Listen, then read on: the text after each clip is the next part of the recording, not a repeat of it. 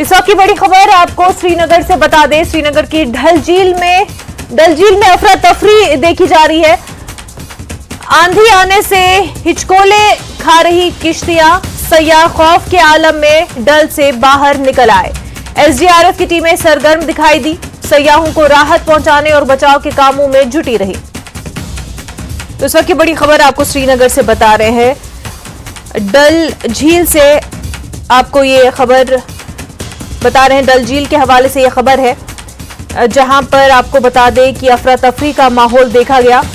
आंधी आने से किश्तियां हिचकोले खा रही थी, सयाह खौफ के आलम में डल से बाहर निकल आए। एसडीआरएफ की टीमें सरगर्म दिखाई दी, वहीं सयाहों को राहत पहुंचाने और बचाव के कामों में एसडीआरएफ जुटी रही। हमारे नुमाइंदे परवेज बराह रास्त हमारे साथ जुड़ चुके हैं। परवेज, इस मामले पर तफसीलात दें। बिल्कुल मुनाज़ा, सबसे पहले तो आपको इस टाइम झील डल के जो है वो मनाज़र यहाँ पे दिखाएंगे। अब से थोड़ी देर पहले जो है यहाँ पे तेज़ हवा और तेज़ आंधियों का सिलसिला जो है वो चला। यहाँ पे अभी भी यहाँ पे आप देख सकते हैं कि वो बदस्तूर जारी है। यहाँ पे यूं ही हवा यहाँ पे तेज़ चलना शुरू हो गई तो जो एसडीआरएफ की टीमें हैं उनको मुतरद किया गया और जो रिवर पुलिस इस टाइम की आप विजुअल्स में देख सकते हैं कि रिवर पुलिस और एसडीआरएफ की टीमें जो हैं वो लगातार रेस्क्यू ऑपरेशन में लगी हैं। रेस्क्यू जो अंदर शिकारे में बेसिकली शिकारा राइड के लिए जाते हैं तो इस हवा की वजह से उनको काफ़ी सारी प्रॉब्लम होती हैं और वहाँ से उनको निकाल के फिर सेफर लोकेशंस पे पहुँचाया जाता है।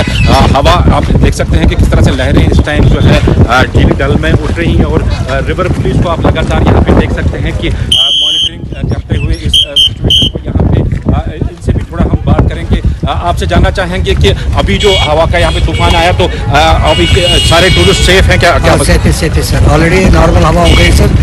हमने कभी रखी थी हमने निकाल दी है सर, ऑलरेडी सेफ है सर।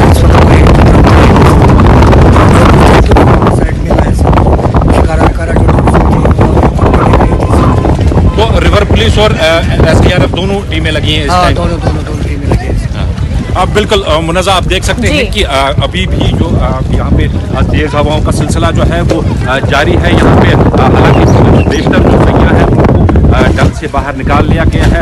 यहाँ पे इस विजुअल में आप देख सकते हैं कि किस तरह से कश्ती जो है वो किस तरह से हिल रही है। इतना बहाव है इस टाइम। अगर हम बात करें हवा जो यहाँ पे चल रही है, अक्सर शाम के टाइम पे अगर हम बात करें, आज महकमे मौसमियात जो है उन्होंने पेशगोई भी की थी कि आज दोपहर के बाद जो है कई जगहों पे ठंडा शॉवर्स होंगे और साथ में गस्टी विंड्स की भी प्रेडिक्शन की गई थी, जो कि इस टाइम साफ डल में दिखाई दे रहा है। यहाँ पे स्पीड देखिए आप, जो शिकारा की स्पीड है वो कितनी तेज़ यहाँ पे है। जस्ट बिकॉज ये जो तेज़ हवाएं यहाँ पे चल रही हैं उसकी वजह से ये स्पीड जो है वो काफ़ी बढ़ जाती है। तस्वीरों में आप देख सकते हैं कि जो ब्लू कलर का जो ये बोट है ये एसडीआरएफ का बोट है और इस बोट के ज़रिए जो है जो अंदर शिकारों में या जो बाकी जो किश्तियां हैं उनमें जो फंसे हैं उनको वहां से अंदर से निकाला जा रहा है और उनको यहाँ सेफर लोकेशन की तरफ शिफ्ट किया जा रहा है और मैक्सिमम जो सयाह हैं, जो मैक्सिमम टूरिस्ट हैं, उनको सेफर लोकेशन पे शिफ्ट कर दिया गया है। जी मुनज़्ज़ा। परवेज, ऐसा पहले से ही देखा जाता है कि जब इस तरह का मौसम हो तो सयाहों को डल झील में पहले ही रोक देते हैं, वहां जाने से मना किया जाता है। ऐसे में क्या इस तरह का कोई अलर्ट पहले ही जारी किया गया था?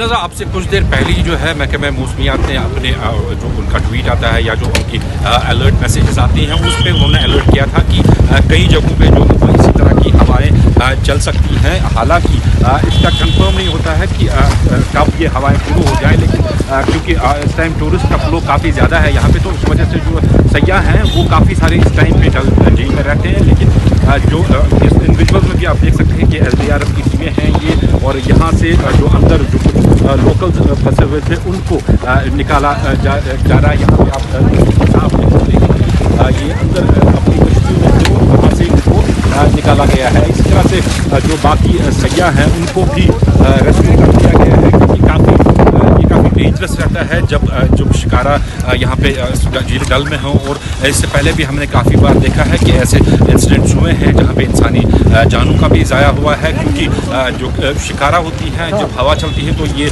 इनका बैलेंस जो है वो अनबैलेंस हो जाता है और ये पानी में गिर जाती है। हालांकि जो मुकामी लोग भी हैं यहाँ के, उनका भी हमेशा से इन रेस्क्यू ऑपरेशंस में अपना हिस्सा रहा है।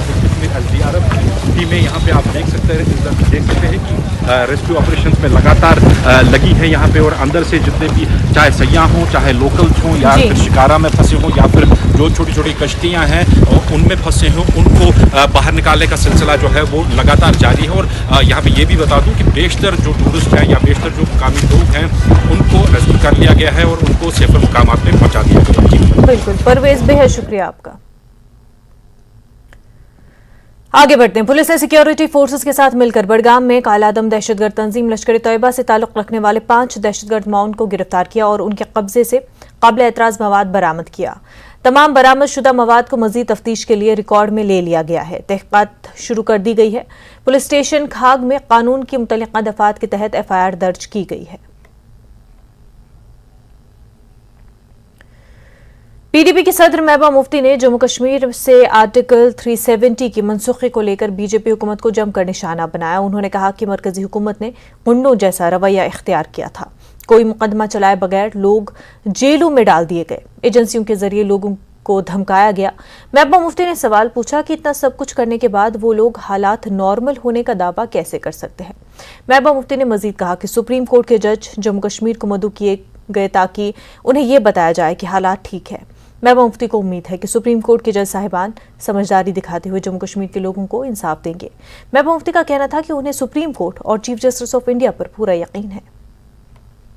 सुप्रीम कोर्ट ने जो हेयरिंग हुई 370 के बारे में, और उसमें जो उन्होंने ये फैसला किया कि जो सरकार ने गवर्नमेंट ऑफ इंडिया की तरफ से जो लेटेस्ट एफिडेविट दिया गया और जिसमें 370 हटाने का जवाब देने की कोशिश की गई, और जो सुप्रीम कोर्ट ने कहा हम इसको कंसिडर नहीं करेंगे, उससे कहीं ना कहीं PDP का जो हमारा ये स्टैंड है कि बीजेपी के पास 370 को खत्म करने के लिए कोई जवाब नहीं, कोई आईनी जवाब नहीं है, कोई कानूनी जवाब नहीं है, बल्कि इन्होंने आईन की धज्जियां उड़ाते हुए एक ऐसा कारनामा अंजाम दिया जो मेरे ख्याल में इस मुल्क के 75 साल की हिस्ट्री में कभी नहीं हुआ था। तो इसके साथ साथ उनका ये दलील देना कि 370 को खत्म करने के बाद जम्मू कश्मीर में हालात ठीक हो गए, मगर मुझे उम्मीद है कि ये तमाम जज साहिबान बहुत ही दानिशमंद लोग होते हैं, ये लोग उनकी तकदीरों का फैसला करते हैं। पर मुझे उम्मीद है जस्टिस चंद्रचूड़ पे, आई थिंक उनकी जो इंटेग्रिटी है वो दैट इज अनक्वेश्चनेबल, जो हम देख रहे हैं वो अवाम के जज्बात की अगर कदर करनी है तो फिर जम्मू कश्मीर के लोगों के जज्बात की कदर करना पहला उनका फर्ज बनता है, क्योंकि 370 हमारी शनाख्त की, हमारी जमीनों की, हमारे रहन सहन की गारंटी था। मगर मैं सोचती हूं कि मेरा ये मानना है कि जो भी जुडिशरी होती है उनको कॉन्स्टिट्यूशन और कानून की पासदारी करनी है। तो मुझे उम्मीद है जब वो कानून की पासदारी करेंगे, हिंदुस्तान के आईन की पासदारी करेंगे, तो फैसला जरूर कानून के हक में, इंडियन कॉन्स्टिट्यूशन के हक में देंगे। बीजेपी PDP सदर महबूबा मुफ्ती के खिलाफ वज़ीर-ए-आज़म और वज़ीर दाखिला को तौहीन आमेज नामों से पुकारने पर हद की इज्जत का मुकदमा दायर करेगी।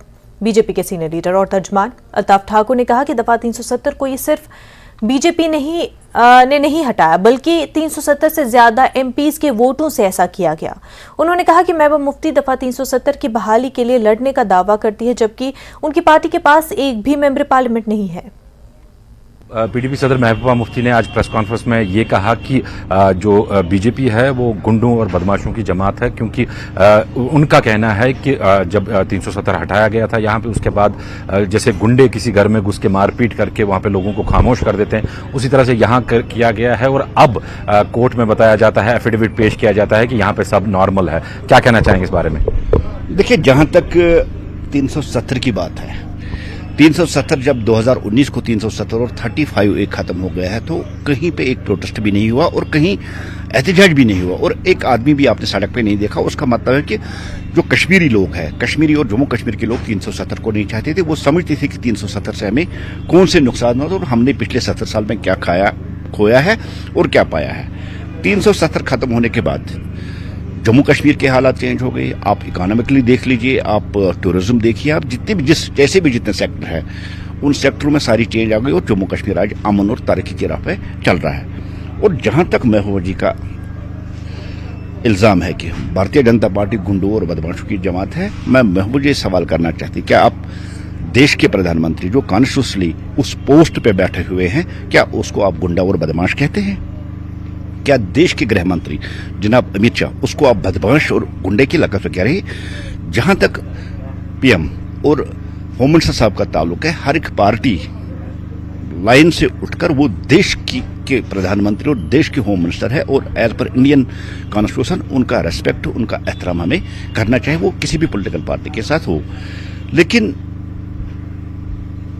लोगों की सहमति और लोगों का जो अप्रोच आज की डेट में है और जो लोगों की एक्सेप्टेंस आज की डेट में है, वो भारतीय जनता पार्टी के साथ और भारतीय जनता पार्टी को लोग लाइक करते हैं और भारतीय जनता पार्टी की पॉलिसीज को लोग अच्छी समझकर उसको अप्रोच करता है। और इसी जो पॉपुलरिटी आई रोज जम्मू कश्मीर में भारतीय जनता पार्टी की बढ़ रही है, जिस तरह से कश्मीर में जो भारतीय जनता पार्टी का कार्य है वो मजीद मजबूत और फैल रहा है, इससे महबूबा जी को परेशानी हो रही है। क्योंकि जहां उसकी पार्टी आई रोज सुकड़ती जा रही है, उससे लोग भागते हैं, कम हो रही हैं, वही भारतीय जनता पार्टी बढ़ रही है जम्मू कश्मीर में, उसमें ज्यादा से ज्यादा लोग रहे, इससे महबूबा को फ्रस्ट्रेशन आ रही है। और इसको कॉन्स्टिट्यूशनली जिस आर्टिकल को हटाया गया, जहां देश के पार्लियामेंट ने उसको हटा गया, मैं महबूबा जी ये सवाल करना चाहता हूं, क्या जिन 400 से जायद एमपीज ने 370 के खिलाफ वोट दिया, क्या वो सारे गुंडे हैं? क्या वो बदमाश हैं? क्या आप उन लोगों के जज्बातों के साथ, जिन लोगों ने उनको वोट देके चुना है और पार्लियामेंट भेजा है, क्या सारे देश के वो लोग गुंडे और बदमाश हैं जिनको उन्होंने चुना है? ये महबूबा से मैं सवाल करना चाहता हूं, आप किनको गुंडा और बदमाश कह रहे हैं? क्या एमपीज को गुंडा और बदमाश कह रहे हैं? आप देश के मिनिस्टरों को गुंडा बदमाश कह रहे हैं जिन्होंने 370 के खिलाफ वोट दे दिया?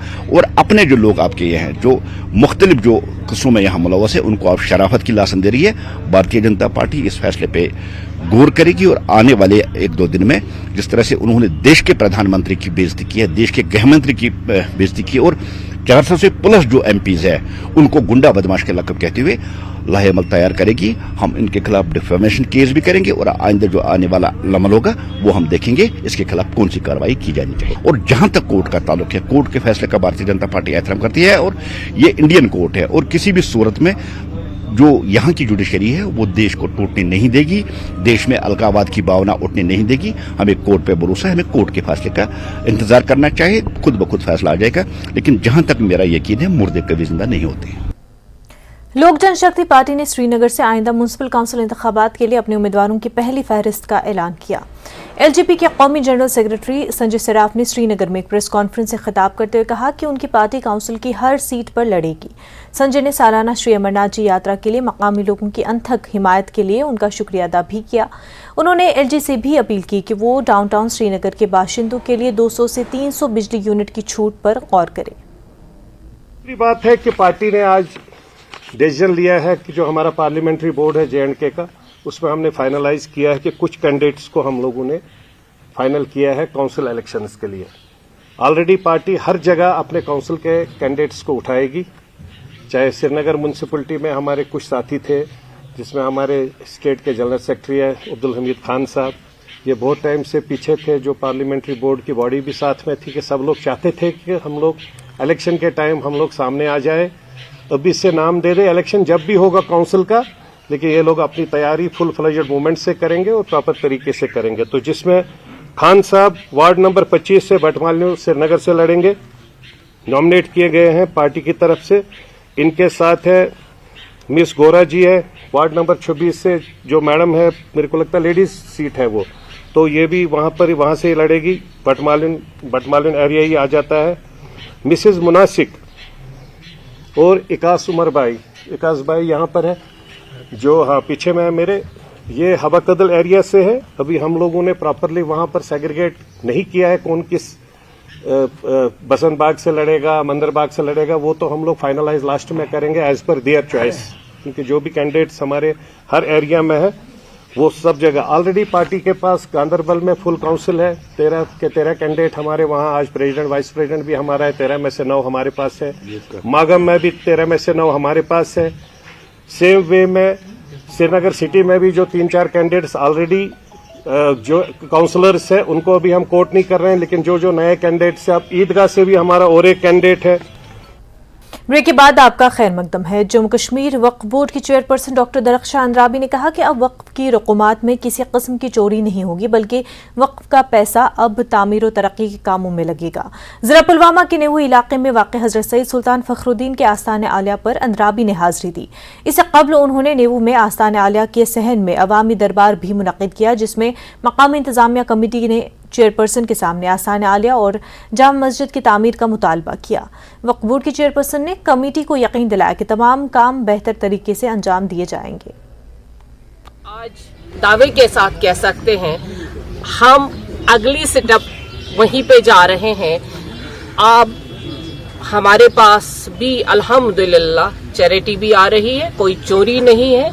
अब हम तामीर के साथ आ रहे हैं और आप लोगों के मन में या हमारे लोगों के मन में जो शक शुबहात थे वो दूर हो जाएंगे, क्योंकि अब वक्फ बोर्ड में कोई चोरी नहीं होती है। जो पैसा है वो तामीर में लगे, और जहां तामीर की बात रहती है और तामीर भी हम जल्द अज जल्द करना चाहते हैं। इस साल का हमारा मकसद है, पिछले साल का मकसद था कि हम वक्फ को फाल बनाए और लोगों तक पहुंचाए। अब मकसद इस साल का है कि तामीर और तरक्की हो जाए, क्योंकि हमारा मकसद ही रहा है कि हम तामीर पे ज्यादा जोर दे, और इसीलिए हम खुद जाना चाहते हैं। हम कागजी कार्रवाई बाद में करते हैं, पहले देखना चाहते हैं कि उस जगह उस दरगाह पे क्या हाल है और कैसे उसकी नए तरीके से तामीर की जाए। हल्का इंतखाब शालटेंग श्रीनगर में पीडीपी का एक रोज़ा कन्वेंशन मुनक्किद हुआ और PDP general secretary Ghulam Nabi Hanjura, हल्का इंतखाब शालटेंग श्रीनगर के इंचार्ज अब्दुल क़य्यूम, साबिक एमएलए अंजुम फाजली और दीगर लीडरान ने इस जलसे में शिरकत की। लोग कसीर तादाद में पीडीपी के इस कन्वेंशन में शरीक थे। इस दौरान कई लीडरान ने खिताब किया। पार्टी के जिला सदर अब्दुल क़य्यूम ने कहा कि पीडीपी जम्मू कश्मीर में मजबूत सियासी पार्टी है और इसी जमात पर लोग एतमाद कर रहे हैं। उधर गुलाम नबी हांजूरा ने बीजेपी को तनकीद का निशाना बनाया। आपने देखा जो हमारे से चले गए वो खाली हाथ चले गए, जो लोग हैं वो यही हैं। आपने सारा देखा, ये कन्वेंशन था, वर्कर्स मीट थे, ये कोई जलसा नहीं था। कितना वलवला, कितना जोश खरोश, लोगों की जो मुसीबतें हैं, हम तो इस वक्त उनको पता है कि हम उस हालत में नहीं है, फिर भी लोग आते हैं हमारे पास। हमारी हिम्मत अभी टूटी नहीं है, हम झुकेंगे नहीं, हम झुकेंगे नहीं। तो ये एक्चुअली हमने प्रोग्राम एक बनाया है कि हर एक कॉन्स्टिट्यूंसी में सेंट्रल, पहले तो हमने सेंट्रल कश्मीर से स्टार्ट किया है, श्रीनगर से स्टार्ट किया है, तो बाद में हम बाकी जो नॉर्थ है, साउथ है, सब कॉन्स्टिट्यूंसीज में जाके अपने साथियों के साथ मुलाकात करें। ये कोई इलेक्शन की प्रिपरेशन नहीं है, बल्कि ये सिर्फ हमारी जो मुलाकात है हमने अपने साथियों के साथ हम कर रहे हैं और उनको ये यकीन दिलाते हैं कि आपको जो पार्टी हमारी है इसको मजबूत बनाना है, ग्रास रूट लेवल पे घर घर जाके लोगों के मसाइल देखने हैं। इसका ताल्लुक कोई इलेक्शन के साथ नहीं है। जब इलेक्शन का ऐलान होगा तब देखा जाएगा। जिला पुलवामा में भारतीय जनता पार्टी महिला मोर्चा की जानिब से आज टाउन हॉल त्राल में एक प्रोग्राम मुनक्किद हुआ, जिसमें पुलवामा में बीजेपी के जिला सदर लतीफ अहमद भट्ट, जनरल सेक्रेटरी पुलवामा मोहम्मद शफी वानी, डीडीसी मेंबर अवतार सिंह और महिला मोर्चा के जिला सदर देवेंद्र कौर के अलावा पार्टी वर्कर भी अच्छी तादाद में मौजूद थे। हमारी प्रोग्राम एक्चुअली 9 साल बेमिसाल रहा प्रोग्राम। हम पूरी डिस्ट्रिक्ट पुलवामा में घर घर ये हमने ये प्रोग्राम चलाई। आज हमारी जो देवेंद्र कौर जी है, महिला की डिस्ट्रिक्ट प्रेसिडेंट है, आज हमने खासकर इसकी टीम ना, आज यहाँ कोई कन्वेंशन था ना कोई जलसा था, इसकी टीम की मीटिंग बुलाई और इनको यही हिदायत दिया, अगर कुछ कमी पेशियाँ है अभी 15 तक हमें टाइम है, आप लोग घर घर जाइए, अपनी टीम निकालिए, ये मोदी जी का मिशन जो है ये आगे चले। मैंने आज एक महिलाओं की मीटिंग रखी थी, इसमें इनको बताया है कि किस तरह अपने पैरों पे डिपेंड होना है। मोदी जी ने हमारे लिए बहुत कुछ किया है, हमें सिखाया है कि खुद पे डिपेंड होना सीखो। लड़कियों को बहुत फील्ड उसने आगे दिया है, हमें उस फील्ड पे चलने की ये सिखाई है कि हमें आगे कैसे बढ़ना है, आगे कैसे चढ़ना है। सालाना श्री अमरनाथ जी यात्रा जोश खरोश के साथ जारी है। बालतल और नुनवन बेस कैंपों से यात्रा जारी है और इस बीच जम्मू के यात्री निवास से आज सुबह यात्रियों का 10वां जत्था सख्त सिक्योरिटी के दरमियान कश्मीर के लिए रवाना किया गया था। 10वें जत्थे में कुल 7,805 यात्री शामिल है। बालतल के रास्ते 3,128 यात्री रवाना हुए, जबकि 4,677 यात्री पहलगाम के रास्ते रवाना हुए। जम्मू श्रीनगर नेशनल हाईवे अब अमरनाथ श्रद्धालुओं के लिए खुल चुका है। कल हमने देखा कि 7, 8, 9 को जो शेड्यूल थे उनका जत्था कल जम्मू से निकला और आज सुबह 7,805 श्रद्धालुओं का जत्था जम्मू बेस कैंप से निकाला गया है। लेकिन आज आप देखें यात्री निवास भवन में जो रश है श्रद्धालुओं का वो दुगना हो चुका है। यानी कि पहली दफा हमने देखा है कि जिस तरह से ये रास्ता खुलने के बाद आप लाइन देखें और बसेस की लाइन देखें, ये पीछे जो चौथा पुल है, जो जम्मू का चौथा पुल है, वहां से लेकर यहां तक भगवती नगर बेस कैंप तक जो ये श्रद्धालुओं का जन सैलाब उमड़ा है, ये आप देख सकते हैं। श्रद्धालु जो है देश के विभिन्न कोनों से अब उनमें जो है उत्साह बढ़ गया है और उनको ये मालूम है कि अब रास्ता खुल गया है और जल्द ही उनको भोलेनाथ के दर्शन होंगे, जिसके चलते तमाम श्रद्धालु यहाँ बेस कैंप में पहुंचना शुरू हो चुके हैं। हालांकि अभी आप देख सकते हैं कि लंबी लाइन है, लेकिन फिर भी श्रद्धालुओं के जोश में कोई कमी नहीं है। श्रद्धालुओं का कहना है कि वो चाहते हैं कि हम कल ही जो है यहाँ जम्मू से निकले और जो कल यानी कि 12 तारीख को जिनका था वो भी पहले से ही जम्मू आ चुके हैं और जिन्होंने 13 या 14 तारीख को जाना है वो भी जम्मू बेस कैंप पहुंच गए हैं यात्री। आप देखें ये यात्री विभिन्न क्या कहेंगे, कितना जोश लेकर आए हैं भोलेनाथ के लिए। हम तो यही कहेंगे कि हम 4 दिन से बहुत परेशान हो रहे हैं और हमको ये झोले लेके अंदर जाना पड़े प्रशासन की।